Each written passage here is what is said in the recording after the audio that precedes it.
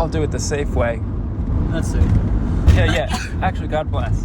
Actually, I think I got us here. That was pretty tough to do the stretch and sneeze at the same time. Into my elbow, mind you, so that it's safe and not spreading germs. Okay, so Jake is stretching. So we're here in the 2017. It could be a 2020. It doesn't matter. It probably doesn't matter. Does not make a difference. Oh, okay. GMC Savana. This is the U Haul version. The U Haul trim, you might say. The U Haul trim. You could say that, and in fact, they let you know that in many places. They do, yeah. The U Haul logos are all over the place. All over the place. So we've driven this truck. It's very loud in here, so we'll speak up. We've driven this truck all the way across the country, and I have to tell you, I find it very reliable. This truck has been great. There have been 0 real issues of note in this. It's going to be about 4,000 mile. About 4,000 miles journey. Yeah. Over 5 days. Yeah. 5 and a bit. The truck has given us no real issues at all. No real issues to speak of. Which is saying something for that kind of miles and for the kind of weight that we're putting on this. I think we're hauling about 10,000 pounds right now. I think so. The car is at least 2. The car is 2. We've also got the U-Haul packed to the gills trailer on here, and then the box is packed to the gills. But yeah, there are some quibbles. Is that what they call them? Quibbles. Well, I'll tell you what quivers. The entire front end of a bump. Nothing's quivered. Well, no, it quivers. The entire front end when braking. We have extreme death wobble from 50 to 40 miles an hour trying to stop the thing. Yeah, that has gotten steadily worse instead of better. It has. But I picked it up. It had a warped rotor, and I'll tell you, trying to stop this thing is like trying to stop a whale in the ocean. But I will say, it got us down the Rockies. We got down the Rockies and up the Rockies. We got up the Rockies, which barely gets to the powertrain on this thing, which is mighty impressive for, again, the weight we're hauling around here. Actually, the powertrain is the real glimmer of hope in this GMC Savana. It's an extremely strong, I don't know what, but I know it's a V8. It's a big V8. It's probably a 6.0 V8 or something. It's a big V8. It's right down here next to my right foot. It sticks out into the cab. To the left of your feet. Yeah. Makes a good noise, honestly. It does make a good noise. For a moving truck. You don't expect that. And she pulls, and you know what? She has pulled this whole time, and she has pulled strong. The column shifter is something to note. The column shifter is nice. It's really nice. It has a plus and minus on it, and so we can shift down the gears, and that really helped us traverse these large mountains, especially with the weight we're pulling. Yeah, and just come to a stop, as you said, with the brake rotor issue. It gets real dicey slowing this big girl down. Very dicey. But the engine and the transmission go a long way to helping with that. Transmission's nothing to write home about. In fact, it makes a massive clunk when you're in tow haul mode, which is a great mode that we've used the whole time. The transmission, when it goes from 2 to 1, makes an extremely massive clunk. That's just to let you know that you're downshifting, that you're changing gear, that you're almost back to 1. Otherwise, you would never know. Right. But the transmission, nonetheless, has pulled strong, and it's been very reliable for us. Yeah, really no complaints. In fact, only praises from me about the powertrain. Yeah, that's true. The clunk is just classic General Motors, right? Yeah, that. If the clunk wasn't there, I'd be worried that something was wrong. It was about to go wrong. Yeah, exactly. I agree. You know what? That transmission matches the interior quality, though. Clunky? Yes, clunky. Yeah. It is very clunky. The things kind of clunk and bunk around as you drive. Now, I will say it's very utilitarian. We have plenty of storage, lots of great amenities, including climate control. Control is a bit of a reach. Climate assistance. Climate with one setting. It has 4 settings, but the first setting is very high. In fact, my hands are white right now. Yeah. You're either just stifling in here or you're way too cold. In fact, I'm going to turn it up a hair. We've been trying to control it with the hot to cold dial, and that seems to help, but I wish there was a 0.5 setting instead of a 1, 2, 3, 4. Yeah. But nonetheless, I'm very happy it has climate control. Nice, powerful AC. The AC is It's great. extremely cold. When we were in the Mojave, the Mojave, or the Mojave as the locals would as the locals would call it. Yeah. It was very hot. I'm talking 97 degrees. Yeah.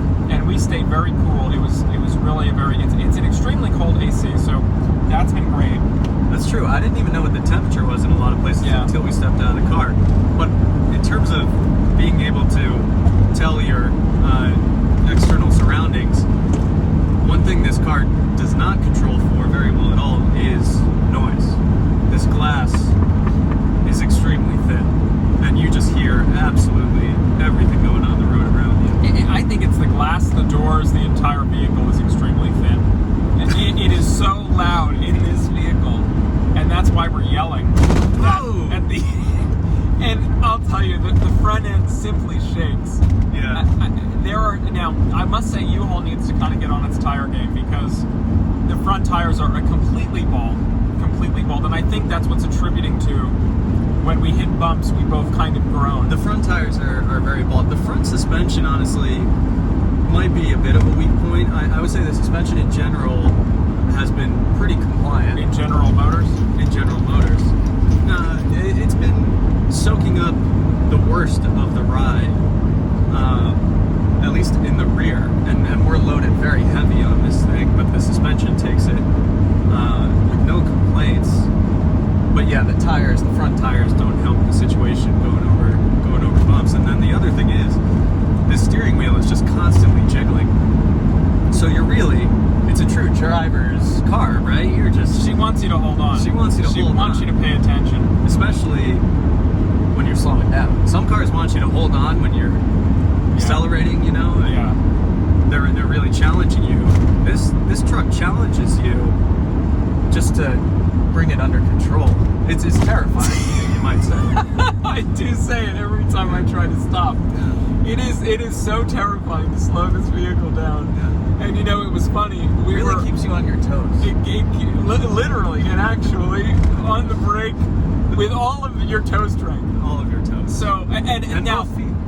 Actually, both feet are on the brake when you're trying to slow. Now, it does slow, but it is terrifying. Now, I know we're towing a lot of weight. I think a lot of it has to do with the warped rotor that we received, as well as the bald tires. Neither of those really help. So the front end shakes extremely violently when trying to stop in any kind of emergent way. But nonetheless, I'll tell you, this vehicle has renewed my faith in GMC. I think GMs are probably really very cheap. The interior is just kind of wiggling around, and everything is kind of really loosely assembled. Yeah, but the very motor, lowest bidder type stuff. Very what? Very lowest bidder. Yes. Type quality, I would say. The mirrors have been rattling for 4 fucking straight days. The cowling on the windshield. The cowling on the windshield has fully come off. It is flapping. Yeah. Nonetheless, I'd say I have a very positive outlook on this GMC Savana. I'm loving this truck.